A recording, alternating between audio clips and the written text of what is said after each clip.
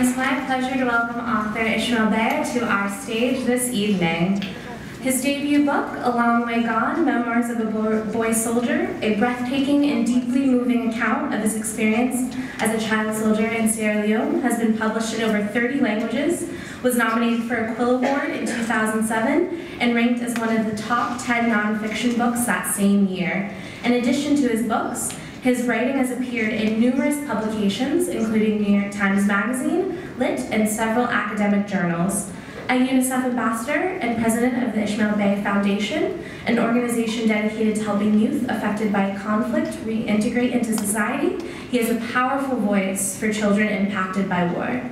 He is here tonight with us to celebrate the release of his latest book, Radiance of Tomorrow, a poignant novel about what it means to rebuild in the wake of war.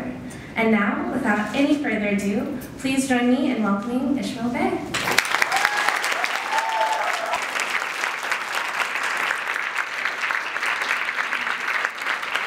It is the end, or maybe the beginning, of another story.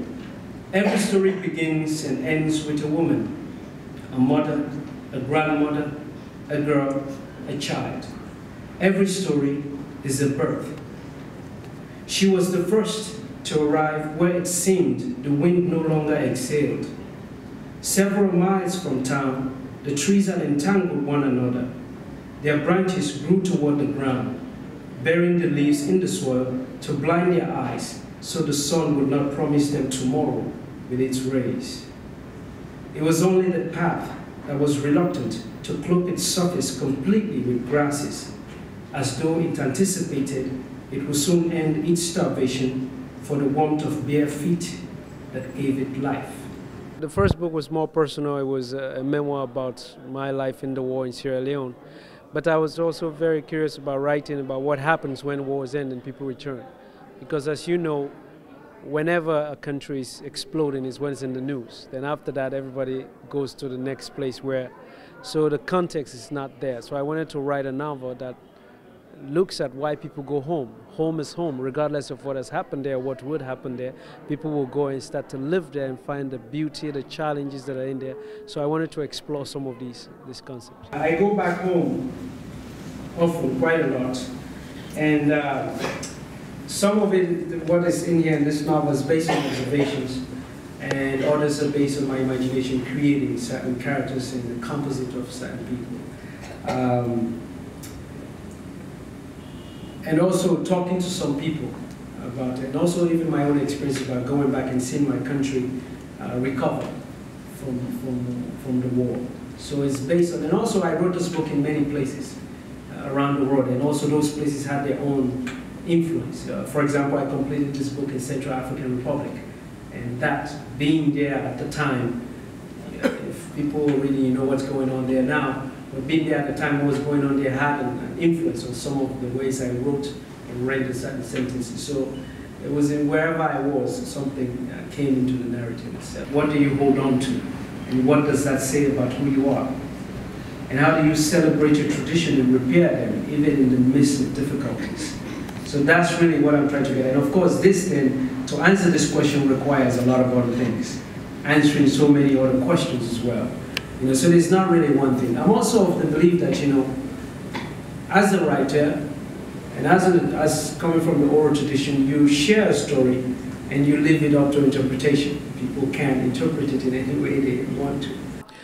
In the first book, the memoir, you know, I'm from Sierra Leone, and when I was a boy during the war there, I was dragged into the war to fight as a boy.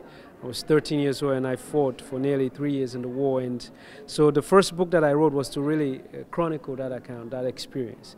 And that also come from the desire that there were so many people trying to write about it who had not been there, who had not experienced the journey, so other people telling our stories.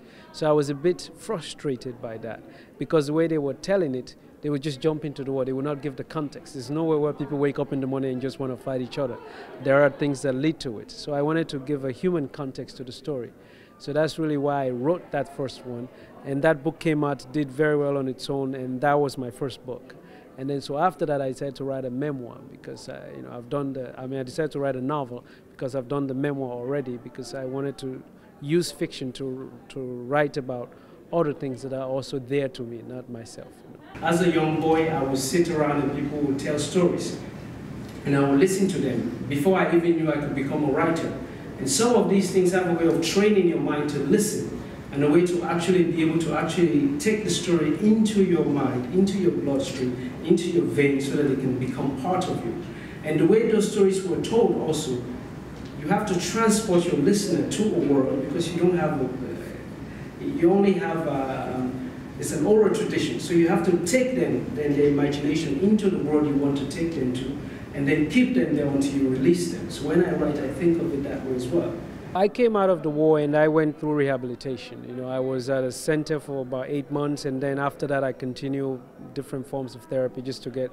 And also one point I want to make is that oftentimes when you come out of the war, and it takes many years to try and even learn how to function with the memories of it.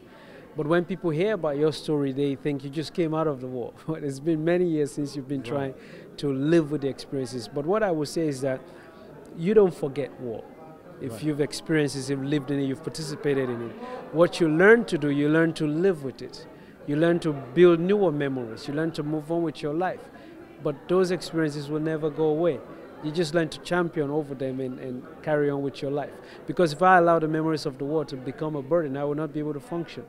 So I try to move on with my life. They come back in different ways.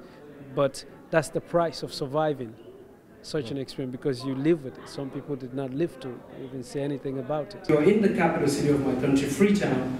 Your maimed or your Tinini or whatever could be anglicized a little bit, the way you speak. You know, for example, if you see a bicycle, you will say, oh, a bicycle.